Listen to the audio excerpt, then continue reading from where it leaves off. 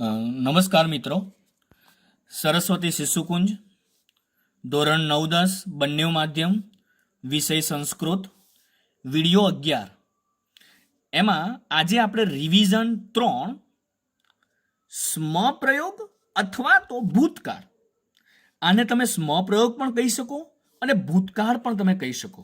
મતલબ કે આપણે આગળ શીખ્યા એ વર્તમાનકાળ ભવિષ્યકાળ શીખ્યા, આજ્ઞાર્થ વિધ્યર્થ શીખ્યા, પરંતુ ભૂતકાળ શીખ્યા નથી. તો યાદ રહે, ભૂતકાળને સ્મપ્રયોગ પણ કહી શકો છો તમે અને સ્મપ્રયોગને તમે ભૂતકાળ પણ કહી શકો છો. પણ એટલું ધ્યાન રહે કે ભૂતકાળ બનાવવાની બે રીતો છે. જેમ કે હું એક શબ્દ લખું છું અગચ્છત, અગચ્છત, તો બેટા તમને એટલો ખ્યાલ આવવો જ જોઈએ કે અગચ્છત શબ્દ છે એ તમને જેમ આપણે ભૂતકાળમાં આપણે ક્રિયાપદ ઓળખતા હતા કે ભાઈ ગચ્છામી શબ્દ છે, ગચ્છામી, તો એ મી સમજી અને એને આપણે એમ કહેતા હતા કે વર્તમાનકાળ, પરસ્મય પદ, ઉત્તમ પુરુષ, એક વચનનું આ ક્રિયાપદ છે એવું કહેતા હતા. તો એ શેના આધારે કહેતા હતા આપણે? તો કે પેલું ટેબલ આપણે મોઢે કર્યું હતું વર્તમાનકાળનું, પ્રેઝન્ટ ટેન્સનું.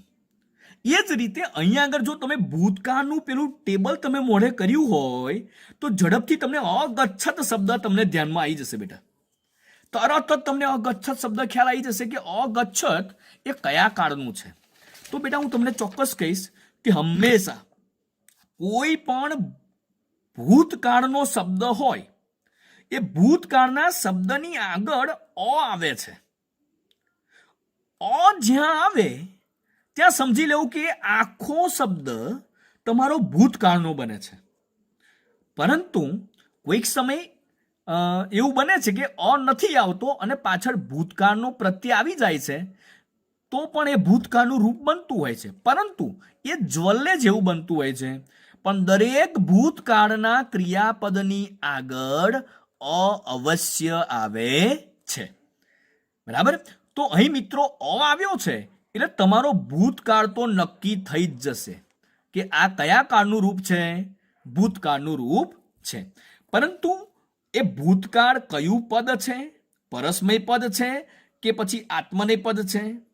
પછી એ કયો પુરુષ છે અને કયું વચન છે?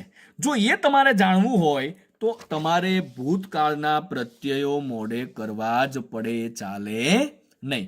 તો મિત્રો જુઓ, અહીંયા આગળ તમારી સામે છે ભૂતકાળ પરસ્મય પદી ના પ્રત્યયો. મેં તમને ભૂતકાળમાં આપેલા છે, અત્યારે ફરીવાર આપી રહ્યો છું અને વજન પણ મૂકી રહ્યો છું મારી વાત ઉપર કે ચોક્કસ તમારે આ મોઢે કરવા જ પડશે.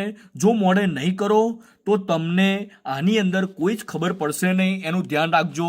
એ આપણે સમજી લીધા પછી હું તમને આ એક એક શબ્દ બોલું છું કે ભૂતકાળ પરસ્મય પદીના પ્રત્યયો હું બોલું છું, શાંતિથી સાંભળજો. અને તમે ઘરે મિસઅન્ડરસ્ટેન્ડિંગ થાય તો આ વિડીયો ફરી વાર સાંભળજો, જેથી કરીને તમને એકે એક પ્રત્યયનું ઉચ્ચારણ અથવા પ્રોનાઉન તમને ખબર પડે બેટા. તો જુઓ, વ અને મ, સ, તમ, ત, તામ, અન.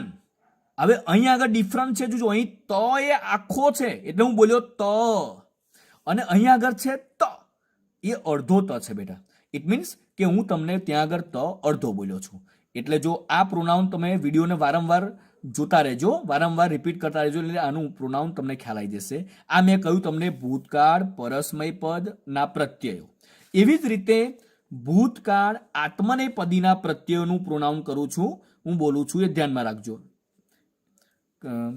ઈ, વહી, મહી, ઈ, વહી, મહી, થા, ઈથામ, દ્વમ, ત, ઈતામ, અંતામ.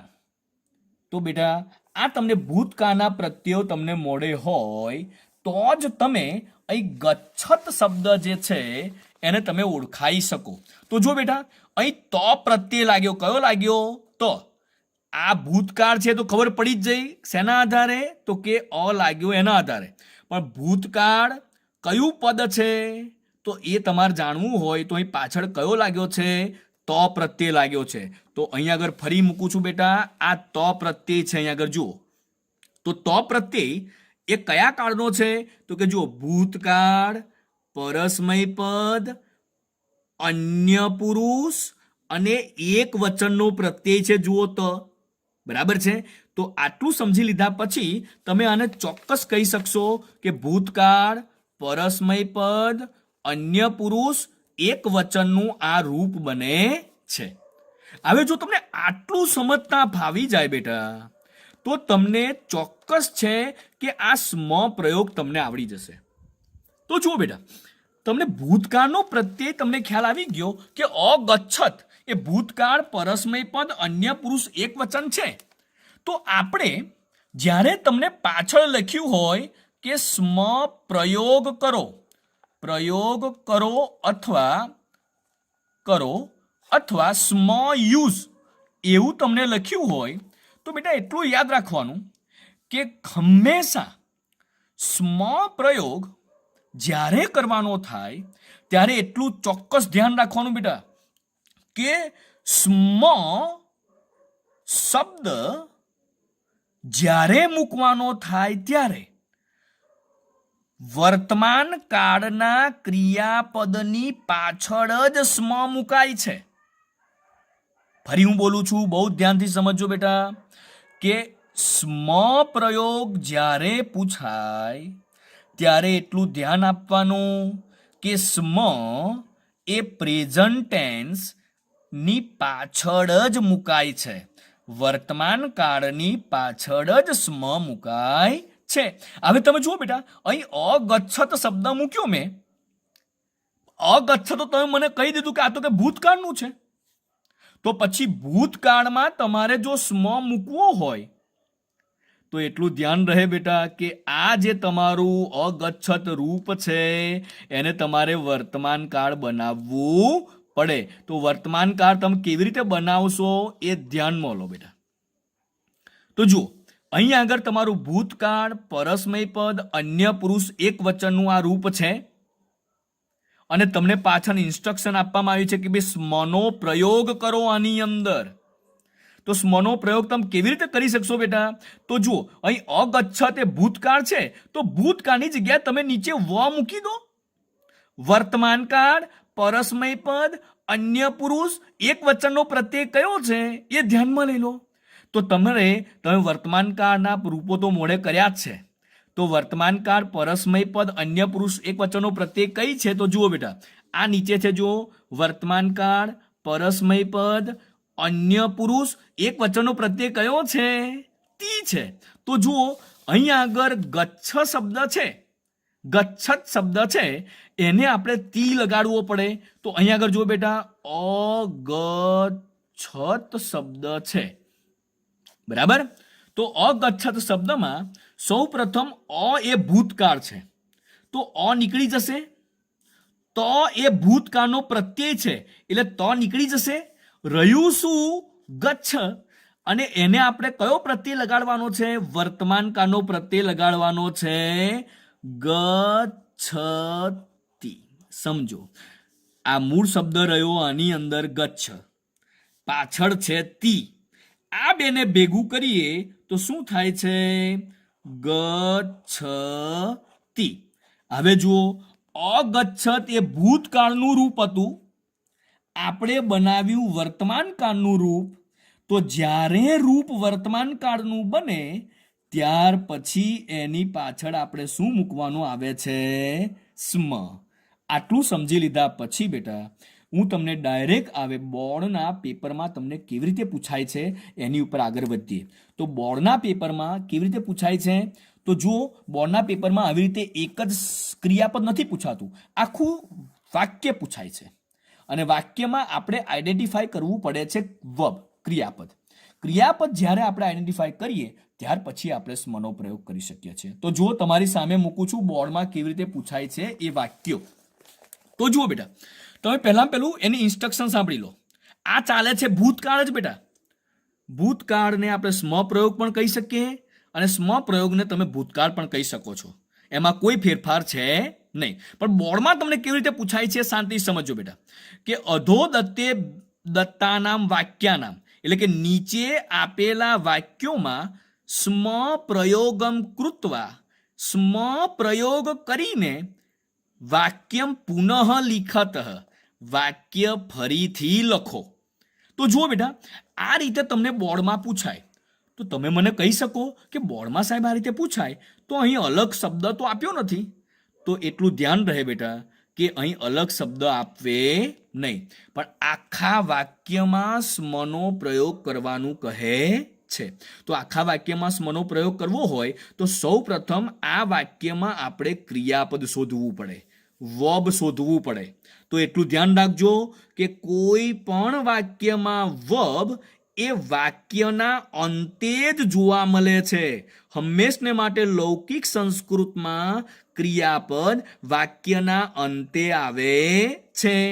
તો આપણે આસિત જે શબ્દ છે એ આસિત શબ્દને આપણે સમજવો પડે બેટા. તો અહીંયા આગળ હું લખું છું આસિત, તમારી જોડે શબ્દ છે આસિત. હું આગળનું વાક્ય નથી લખતો બેટા, અહીં પાછળ આવ્યું તમારું ક્રિયાપદ સાથે જ આપણે લેવા દેવા છે. તો આસિત શબ્દને સમજો. તો અહીં આસિત શબ્દ છે તો એને ઓળખો. તો અહીંયા આગળ બેટા ત પ્રત્યય છે, જો ખોડો ત. તો ખોડો ત કયા કાળમાં આવે છે? તો જો અહીંયા આગળ ભૂતકાળ, પરસ્મય પદ, અન્ય પુરુષ અને એક વચનમાં તો આવે છે ખોડો. જુઓ, એનો અર્થ એ થયો કે આ ક્રિયાપદ છે એ ભૂતકાળ, પરસ્મય પદ, અન્ય પુરુષ, એક વચનનું આ ક્રિયાપદ તમારું છે. તો આટલું સમજી લીધા પછી તમારે ભૂતકાળ, હવે તમારે કરવાનું શું છે કે આ આખા વાક્યમાં સ્મનો પ્રયોગ કરવાનો છે. જ્યારે આખા વાક્યમાં સ્મનો પ્રયોગ કરવાનો થાય બેટા, તો આ આપણે આગળ જોયું હતું કે સ્મ પ્રયોગ કરીએ તો સૌ પ્રથમ આપણે ભૂતકાળને વર્તમાન કાળમાં ફેરવવું પડે. તો જુઓ બેટા, અહીં ભૂતકાળ છે તો ભૂતકાળને બદલે આપણે શું કરીએ? વ એટલે વર્તમાન કાળ. તો આપણે વર્તમાન કાળ, પરસ્મય પદ, અન્ય પુરુષ, એક વચનનો પ્રત્યય કયો છે એ જોવો પડે. તો જુઓ બેટા, અહીં વર્તમાન કાળ, પરસ્મય પદ, અન્ય પુરુષ, એક વચનનો પ્રત્યય કયો છે? તી. કયો છે? તી. તો જુઓ બેટા, અહીં આગળ આસિત શબ્દ છે, એને આપણે શું લગાડવું પડે?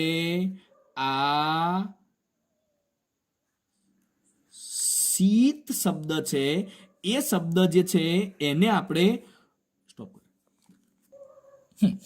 આસિતી તમારે લગાડવાનો છે.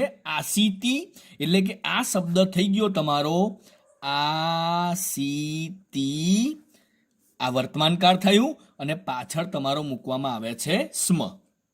પણ બેટા એટલું ધ્યાન રહે કે જ્યારે કોઈ પણ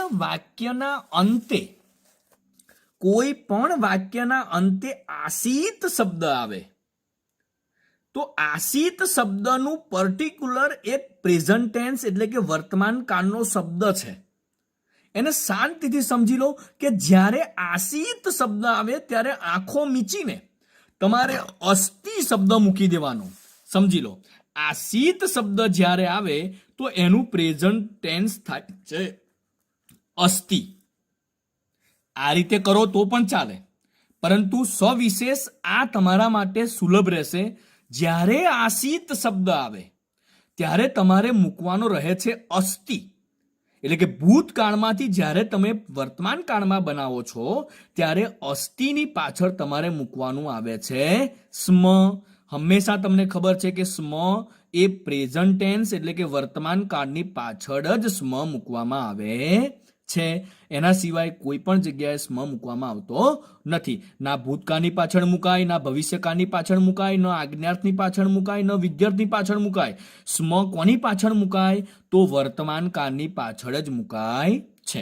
મારો કહેવાનો ભાવાર્થ કે આસિત શબ્દ જ્યારે હોય ત્યારે તમે આ તો બનાવી શકો છો આસિતી, પરંતુ એનું એક પર્ટિક્યુલર શબ્દ પણ છે. આસિત શબ્દ હોય તો એનો અસ્થિ એ પ્રેઝન્ટ ટેન્સ વર્તમાન કાળ છે. તો એ વર્તમાન કાળ બની જાય તો એની પાછળ સ્મ મૂકવામાં આવે છે. હવે જો એવું જ એક બીજું શબ્દ છે, એવો એક બીજો જ ત્રીજા નંબરનું વાક્ય છે. અહીં અગચ્છ તો આપણે લઈ લીધું છે, તો ત્રીજા નંબરનું વાક્ય છે એમાં આપણે સ્મ પ્રયોગ કરવાનો છે. તો ત્રીજા નંબરનું વાક્ય તમને એમ કહે છે, ત્રીજા નંબરનું વાક્ય એમ કહે છે કે એકઃ એકઃ શ્રેષ્ઠી પુત્ર પ્રત્યવસત. આ રીતનું એક વાક્ય છે અને તમને કહ્યું છે કે સ્મ યુઝ અથવા તો સ્મ પ્રયોગ કરો, પ્રયોગ કરો. આ વાક્યમાં તમારે સ્મનો પ્રયોગ કરવાનો છે. તો જ્યારે આપણે સ્મનો પ્રયોગ કરવાનો થાય ત્યારે વાક્યના અંતે આવેલા શબ્દને આપણે પકડવો પડે. તો વાક્યના અંતે આવેલો શબ્દ શું હોય છે? તો કે ક્રિયાપદ હોય છે અથવા વર્બ હોય છે. તો આ ક્રિયાપદને આપણે ઓળખવું પડે. ઓળખવા માટે આપણે શેનો સહારો લેવો પડે? કે એ શબ્દની પાછળ આવેલો પ્રત્યય કયા કાળનો છે એ જાણી લેવું પડે. તો અહીંયા આગળ પ્રત્યય કયો છે? તો છે. પ્રત્યય કયો છે?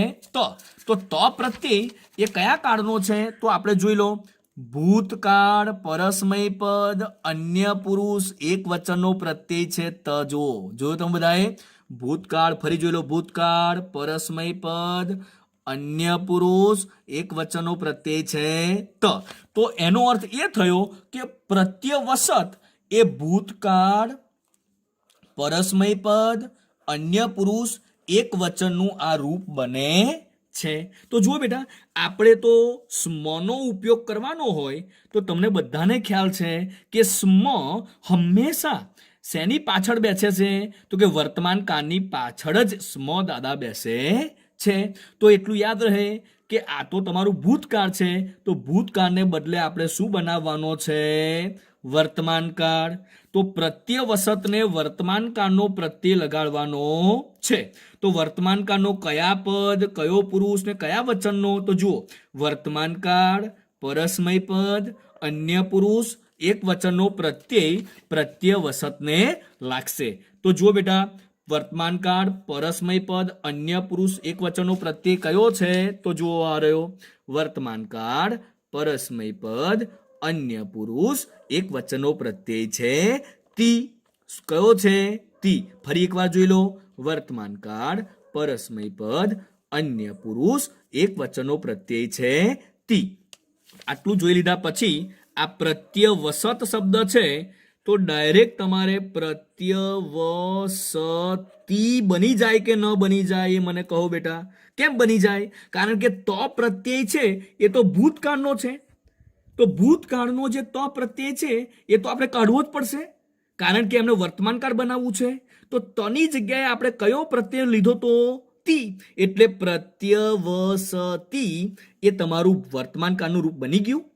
તો જો એકઃ એકઃ શ્રેષ્ઠી પુત્ર પ્રત્યવસતી, આ વર્તમાન કાળ બની ગયું એટલે એની પાછળ તમારે શું મૂકવાનું આવે છે? સ્મ. સમજી ગયા બેટા? તો તમને જ્યારે જ્યારે સ્મ પ્રયોગ પૂછાય ત્યારે તમારે ધ્યાનમાં રાખવાનું કે કોઈ પણ પ્રકારનું વાક્ય પૂછાય તો એ વાક્યમાં સૌ પ્રથમ આપણે એનો અંતિમ શબ્દ ખોરી લેવાનો, અંતિમ શબ્દને સમજી લેવાનો કે ભાઈ આ કયા કાળનું છે, કયા પદનું છે, કયા પુરુષનું છે, કયા વચનનું છે. અને જો એ વર્તમાન કાળનું ખાસ ધ્યાન રાખવાનું બેટા કે જો આ પાછળનું ક્રિયાપદ છે એ ક્રિયાપદ જો વર્તમાન કાળનું હોય તો તમારે કોઈ પણ પ્રકારનો ચેન્જ કરવાનો છે નહીં. ડાયરેક્ટ પાછળ શું મૂકી દેવાનો? તમારે સ્મ. પણ જો વર્તમાન કાળ સિવાયનો કોઈ પણ શબ્દ, કોઈ પણ કાળ હોય તો એને તમારે વર્તમાન કાળમાં કન્વર્ટ કરવું જ પડે.